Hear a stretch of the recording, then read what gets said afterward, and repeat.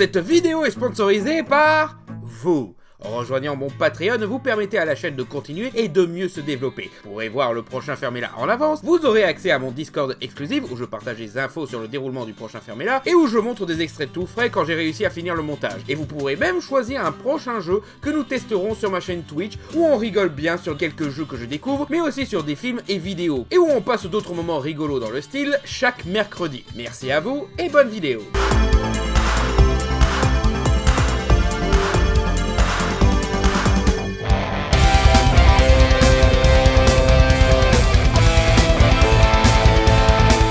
L'année dernière, je vous avais parlé du film Lilo et Stitch et de ses différents problèmes de production qui ont amené à une censure de son contenu critiquant le racisme et le colonialisme américain. J'étais plutôt fier de cette vidéo, surtout que c'est un aspect du film dont pas beaucoup de gens en parlent, et j'ai eu la chance d'avoir des ressources fiables comme Archeo Toys. Merci à lui d'avoir participé à cette vidéo d'ailleurs. Et du coup, j'ai commencé à m'intéresser à la production d'autres films Disney. Bon, j'avais déjà parlé du cas du Roi Lion pour débunker les accusations de plagiat ou le désastre qu'a été Dinosaure, mais il y en a d'autres qui m'intéressent, La Planète au Trésor, Cusco, Pocahontas, La Reine des Neiges 2... Mais dernièrement, j'ai découvert un cas qui est encore plus incroyable que tous ces films réunis. Un film qui pourtant on soupçonnerait pas d'avoir une production aussi chaotique et une vision artistique aussi bafouée. Bon après je te dirais Lilo et Stitch non plus, on s'en doutait pas. Et pourtant... Et ce film, c'est Dingo et Max. Ouais, vous n'auriez jamais soupçonné l'histoire secrète derrière la censure de ce film.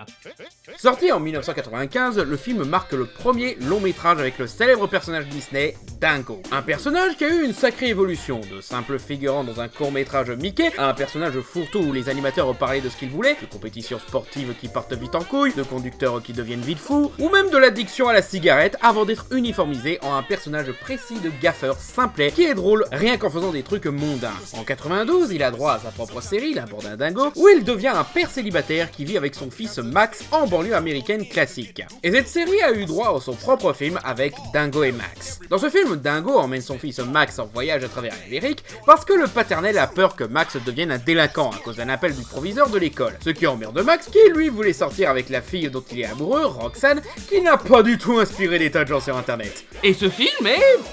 vraiment bien. C'est pas le meilleur de Disney, mais l'animation est superbe, les chansons sont rigolotes et mémorables, les gags marchent, le film repose surtout sur la relation père-fils et font du coup un super travail là-dessus. Il y a même des moments dramatiques surprenants de la part d'un film sur Dingo. Et je suis clairement pas le seul à le penser, vu à quel point ce film est devenu incroyablement culte. Ce qui est bizarre à dire d'un film Disney qui était sorti discrètement dans une période où le studio enchaînait une longue liste de bangers. La Petite Sirène, Le Roi Lion, Toy Story, L'étrange Noël de Mr. Jack. Tu pourrais croire que ces films-là prendraient toute la passion culte des fans de Disney, mais non, Dingo et Max a une fandom vraiment solide. Même d'autres films Disney mineurs, mais tout de même excellents comme Bernard et Bianca au Pays des Kangourous ou La Bande à Picsou le film, n'ont pas eu ce niveau de culte. Suffit de voir sur YouTube les acteurs qui jouent le duo principal du film faire des conventions où ils refont les chansons cultes sur scène avec le public, ou carrément une reproduction d'un des gags du film en live action. Et c'est sans parler de la communauté noire américaine qui s'est pratiquement réapproprié le film, allant même déclarer que Dingo et Max est le film Disney le plus noir de l'histoire. Même pas par rapport à sa musique avec le personnage de Powerline, qui est un équivalent de Bobby Brown, là où beaucoup pensent qu'il s'agit d'un mélange de Michael Jackson et de Prince, mais surtout par rapport à Max, son expérience d'adolescent rebelle sévèrement critiquée par les formes d'autorité autres que son père. Ce qui est quand même rigolo comme succès populaire accidentel avec une certaine communauté quand on voit les tentatives de Disney d'essayer de reproduire ce succès populaire avec des résultats variables. À moins que ce ne soit pas accidentel. Que ce soit une vraie intention calculée que le Disney de l'époque a essayé de censurer, pour garder leur image lisse et consensuelle, mais que son public cible a quand même réussi à capter. Mais pour le savoir, intéressons-nous sur ce qui s'est passé durant la production de ce film. La production secrète de Dingo et Max. Alors que Disney était au sommet grâce au succès de La Belle et la Bête, Michael Eisner, le PDG de Disney de l'époque, se sent pas super bien et prend un congé sabbatique. Il nomme Dennis Stephenson pour le remplacer, mais malheureusement Stephenson meurt peu de temps après en 92, suite à une maladie grave. Les cadres de Disney sont alors obligés de sélectionner un nouveau patron, et donc ils votent pour un certain Tom Washington. Ils pensaient qu'il s'agissait de Thompson Washington, qui se faisait appeler Tom pour les intimes, mais à cause de ça ils ont accidentellement élu Thomas Washington, un animateur de Disney qui avait bossé entre autres sur l'animation de La Bande à Picsou le film, devenant ainsi le premier patron noir d'une grosse major hollywoodienne. Bien sûr, les cadres étaient pas joyeux de savoir qu'ils se sont gourés de mecs, mais c'était trop tard, et ils voulaient éviter de virer un mec noir qu'ils ont élu PDG par accident, alors que le succès de leur film les ont mis sous les projecteurs. Ça et l'affaire Rodney King, c'était pas le moment de dégager le mec noir, quoi. On en reparle plus tard. Et Washington a vite profité de sa position de PDG pour lancer un projet qui lui tenait à cœur, un film sur Dingo. Depuis ses débuts dans l'animation à la Savannah College of Art and Design, la SCAD, Washington est fasciné par le personnage de Dingo, surtout en écoutant l'analyse du personnage par le grand nom de l'animation de Disney, Art Babbitt. Think of the goof as a composite of an everlasting optimist, a gullible good Samaritan, a half-wit, a shiftless, good-natured colored boy, and a hick. He is loose-jointed and gangly, but not rubbery. He can move fast if he has to, but would rather avoid overexertion. So he takes what seems the easiest way. Et cette description a éveillé l'imagination de Washington, qui a commencé à imaginer une série appelée Soyons Dingo. Et on voit qu'il a bien retenu la partie personne de couleur. Thomas would be like, hey, come on, you know Goofy's we would just laugh, man. We just thought that was so funny. Il a eu son diplôme, fut engagé grâce au programme de diversité de Disney de l'époque, et boum, le voilà patron par accident. Alors il lance son projet Dingo et Max. Et Washington avait définitivement une vision. Il voulait vraiment que ce film parle de la condition des Noirs américains, particulièrement en ayant grandi dans un milieu défavorisé où, enfant, il revenait à souhaiter d'être sauvé par son héros préféré, Astro Boy. Et surtout en début des années 90, où l'assassinat par la police de Los Angeles de Rodney King, scandale médiatique équivalent à l'affaire George Floyd, mais pour l'époque, avait provoqué des émeutes pour dénoncer la violence raciste de la police. Washington voulait aider de la seule façon qu'il savait, dessiner et poser des questions. L'une des questions qui l'obsédait et que beaucoup de fans de Disney se sont aussi posées, c'est... Dingo, c'est un chien, d'accord ? Plutôt aussi, c'est un chien. Donc pourquoi Dingo n'est pas plus en colère que ça que Mickey tienne en laisse un de ses semblables ? Washington goes, why is Goofy letting Mickey do that? Very fine dog, sir. And, you know, we're all confused. We're looking at each other, and Charlie goes, what do you mean, sir?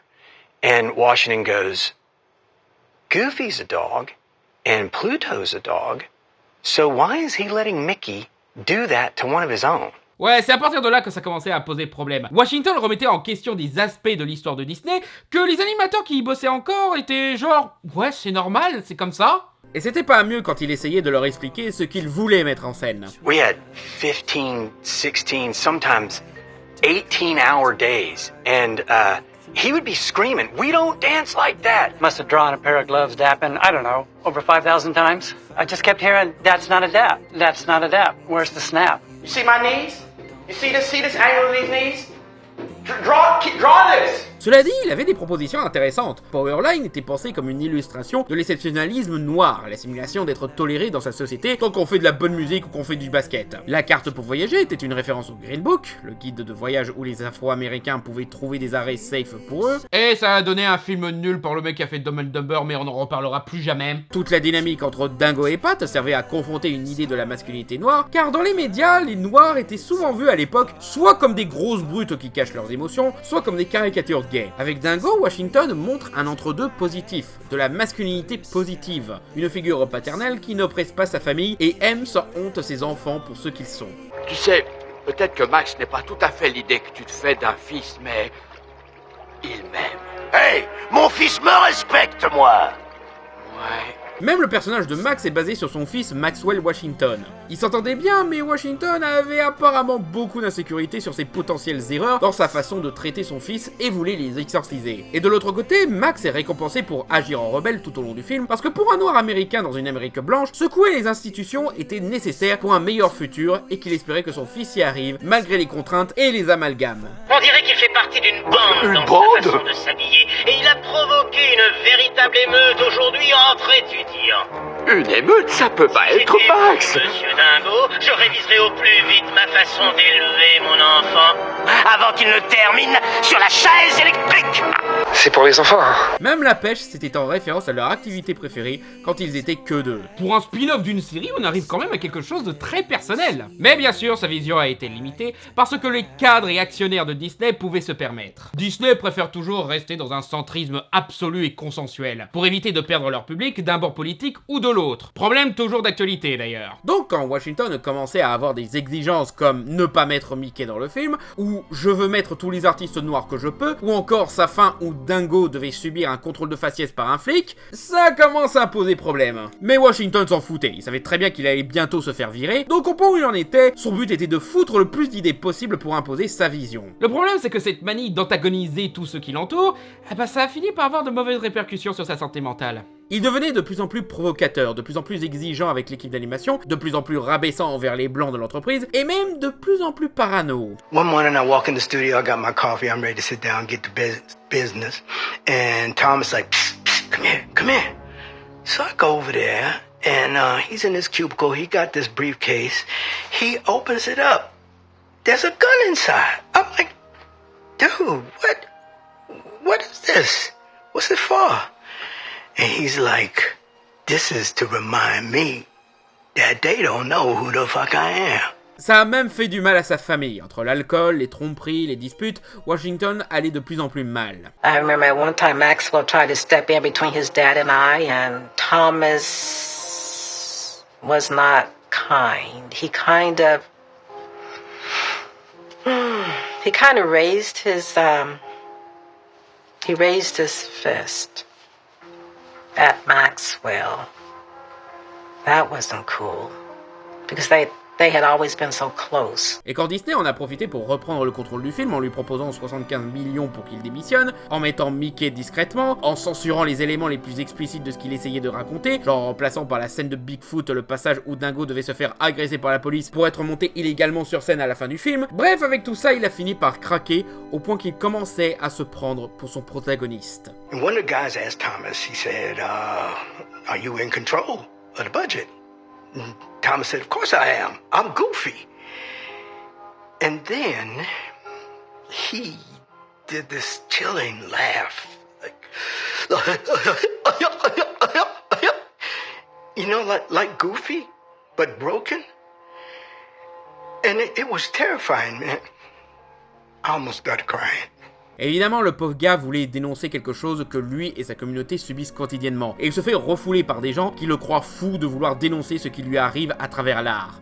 À force, il a fini par le croire et se rattacher à la seule chose qui lui restait, Dingo.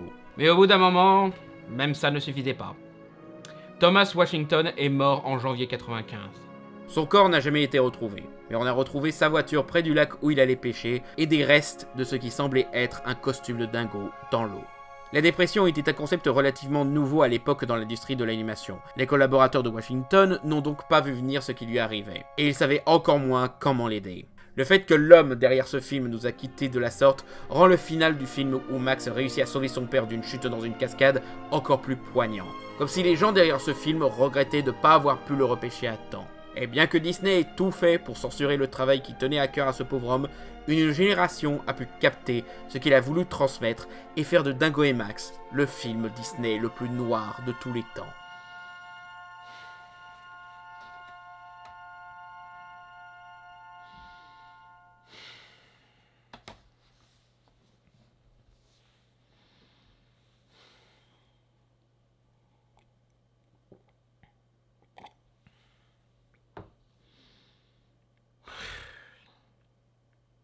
Tout ce que je viens de vous dire depuis tout à l'heure, c'est de la connerie en fait. Poisson d'avril!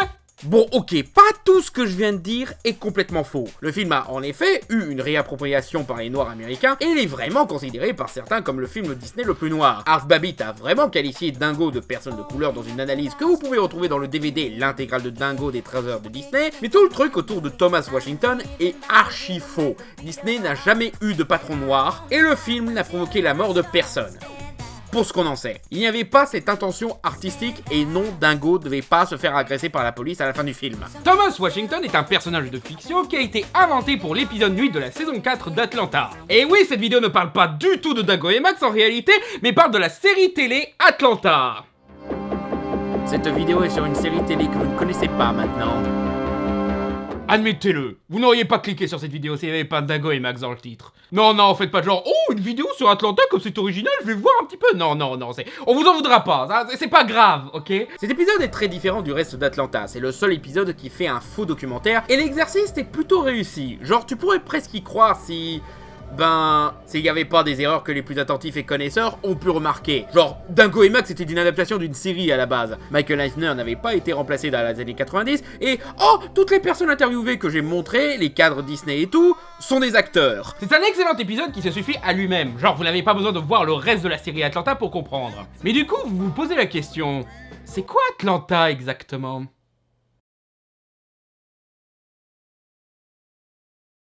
Atlanta est une série ayant débuté en 2016 et qui s'est arrêtée au bout de 4 saisons en 2022 sur la chaîne FX et que j'ai découvert par chance sur Disney+.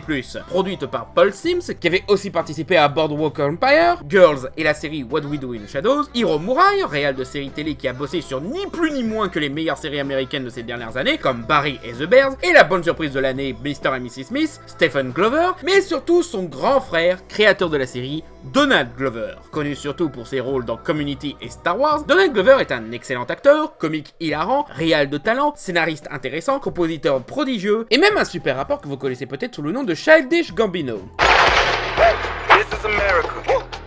Bref, j'admire ce mec comme j'admire Alexandre Astier. C'est un artiste complet et polyvalent. Et donner une description de sa série Atlanta est très compliqué.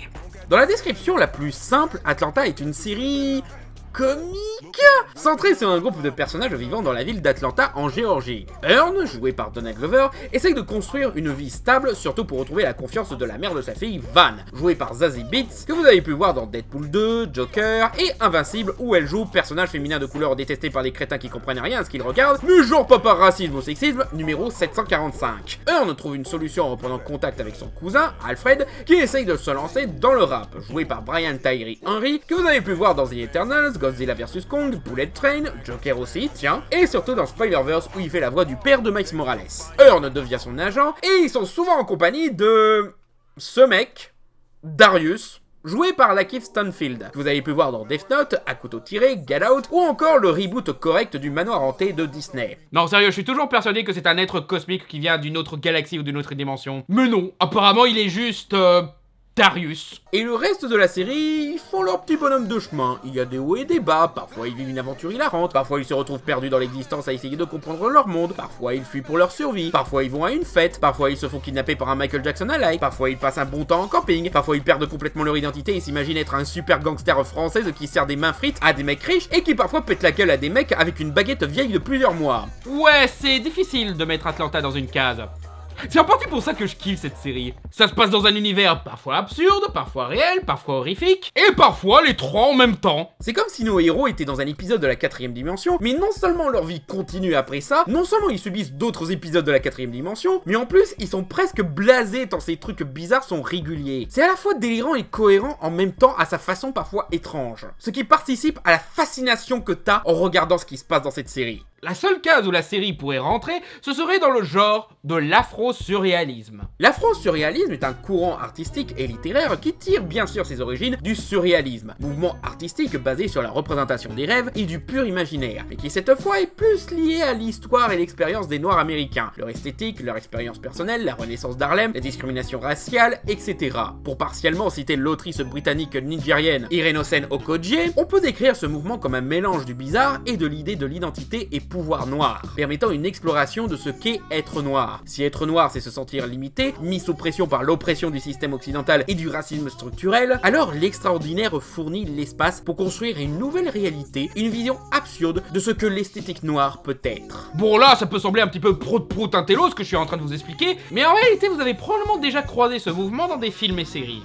Déjà, des films surréalistes connus, vous en avez pas mal. Si vous avez fait des études de cinéma, vous avez pu voir le fameux Chien andalou, ou si vous vous intéressez au grand réal américain, vous connaissez probablement le cinéma de David Lynch. D'ailleurs, Donald Glover a admis qu'en faisant Atlanta, il espérait faire Twin Peaks avec des rappeurs. Ou encore Boys Afraid, qui s'inscrit dans un style surréaliste pas si éloigné que ça d'Atlanta. Et en termes spécifiquement d'afro-surréalisme, le travail de Jordan Peele peut être vu comme le niveau facile et accessible de l'afro-surréalisme, car ça reste relativement soft. Il y a en effet une extrapolation de l'identité noire pour remettre en question sa place dans une culture occidentale dominée par un racisme systémique, mais son irréalisme est basé sur un élément spécifique et isolé qui est extraordinaire dans un contexte réel, que ce soit une société secrète qui fétichise le fait d'être noir au point de vouloir être exactement comme eux, un programme de clonage qui se retourne contre la population, ou une créature cachée à la vue de tous. Un niveau supérieur d'afro-surréalisme serait Sorry to Bother You, aussi avec la Keith Stanfield, où le monde entier baigne dans une caricature absurde, où les noirs ont tous le pouvoir de changer de voix. Utilise ta voix de blanc.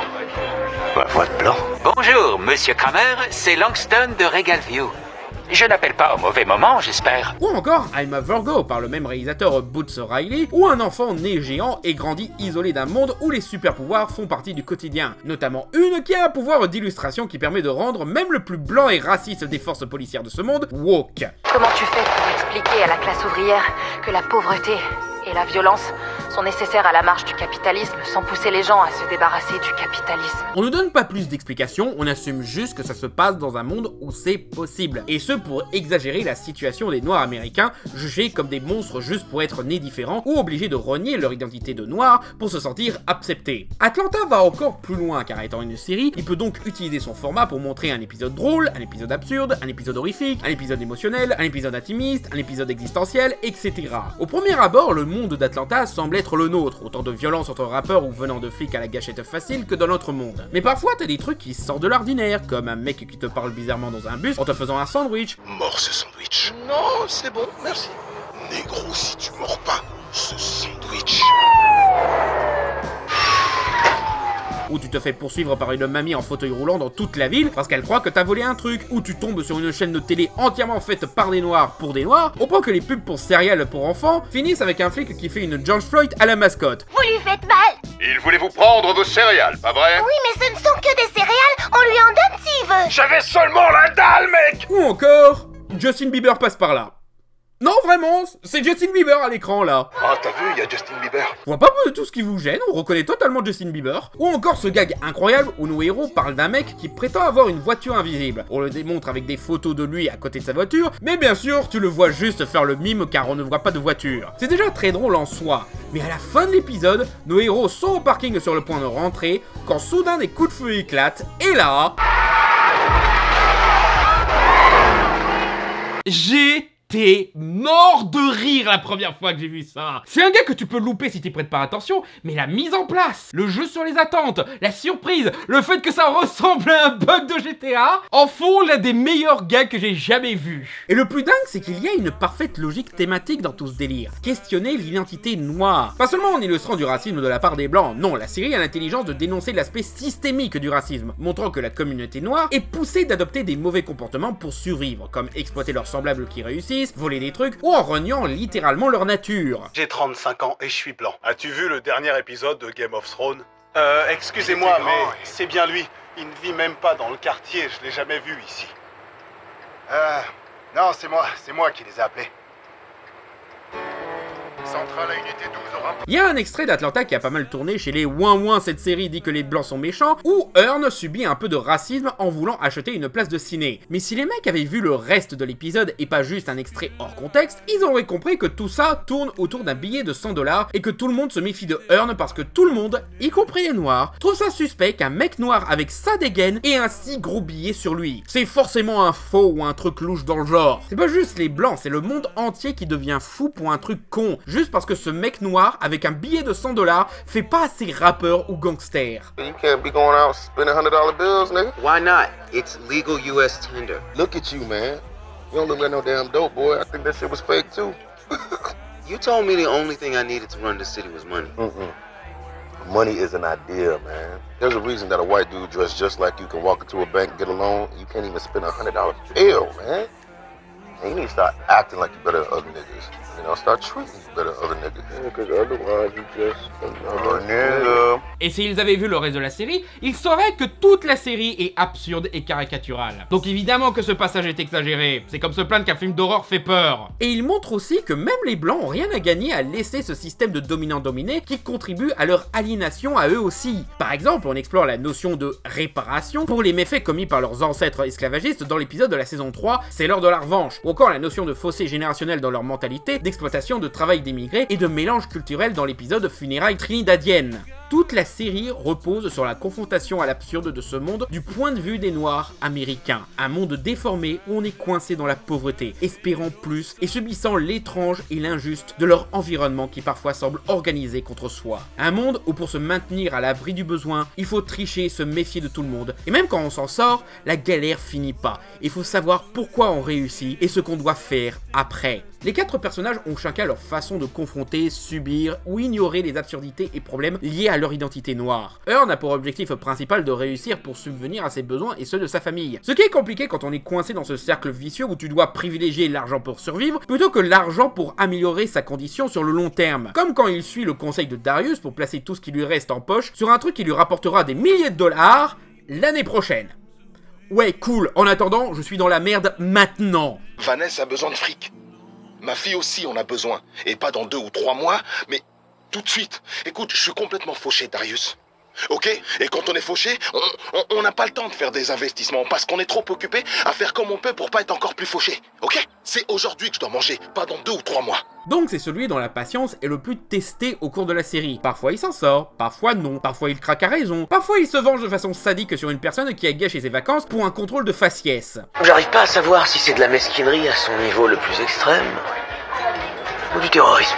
Alfred, lui, est plus directement dans la confrontation, n'hésitant pas à sortir les crocs à la moindre emmerde et à dénoncer plus directement la condition dans laquelle on l'a enfermé, ce qui est un cas typique chez pas mal de rappeurs. Mais parfois, sa colère peut lui attirer des ennuis. Genre, c'est presque une tradition que chaque saison a un épisode où Alfred essaye de survivre à un truc. Ça peut être un serial killer, un sanglier sauvage, ou juste toute la ville d'Amsterdam. C'est la partie horrifique de la série un peu. Et il apprend à mieux contrôler son envie de se battre contre n'importe quoi qui l'emmerde et juste laisser couler les quelques crasses ou les trucs chiants qu'il est obligé de faire en tant qu'artiste. Vanessa, elle, fait des efforts pour s'intégrer de la meilleure façon possible à une société qui a beaucoup d'exigences envers elle, étant une femme noire. Et ça la pousse très souvent au breakdown, voire même la perte de son identité. Elle parvient à surmonter ses pires crises existentielles grâce à son amour pour sa fille, donc quand cette dernière se retrouve dans un milieu qui demande beaucoup d'elle, notamment de jouer dans 10 séries télé et films par jour, ce qui peut impacter sa santé ou son sens de l'identité, elle fait de son mieux pour la protéger contre ça et à défoncer ce système qui force ses cases sur eux.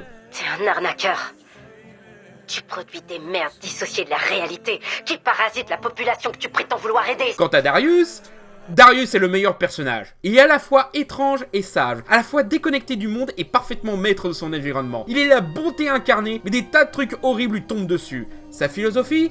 Laisse-toi emporter par le flow, fais de ton mieux pour être une bonne personne et profiter de la vie et tout ira bien. Ce qui en fait le meilleur personnage pour une œuvre afro-surréaliste, car c'est celui qui arrivera toujours à survivre dans un monde qui n'a pas de sens. Il croise des trucs traumatisants et des crises existentielles, oui, mais en acceptant que ça arrive sans trop réfléchir, il peut continuer à vivre. C'est tout l'intérêt de l'afro-surréalisme ou du surréalisme lui-même, magnifier un monde qui n'a pas de sens.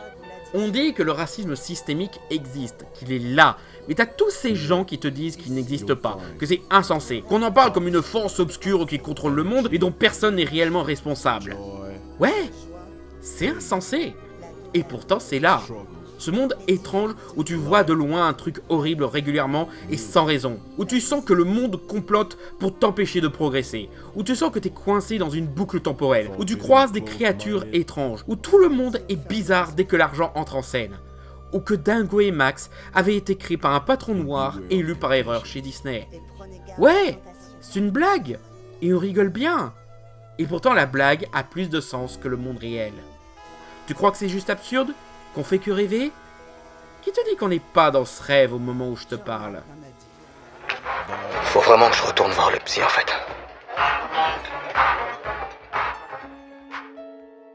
Merci d'avoir regardé cette vidéo, j'espère qu'elle vous a plu. N'hésitez pas à liker, commenter, vous abonner et cliquer sur la cloche pour être prévenu des prochaines sorties de la chaîne. Et si vous voulez soutenir l'émission, vous pouvez déposer un don sur Patreon, où vous y aurez accès au Discord privé de l'émission, ainsi que des exclusivités et infos sur l'avancée de la prochaine vidéo. Et vous aurez aussi des contreparties comme votre nom au générique, des badges, des mugs, des posters ou des t-shirts, ainsi que le choix d'un jeu pour un prochain live sur ma chaîne Twitch. Merci encore et à bientôt sur Fermez-la. Je m'arrache la peau à ne plus savoir quoi faire et me retenir des mots qui plaisent, questionnement sur mon avenir du lourd, lourdement armé, antisocial, lyricalement préparé, prépa au max validé, délivreur de face pure, purement précurseur, hip-hop m'en parlant, je fais mon job à plein temps d'idées en tête,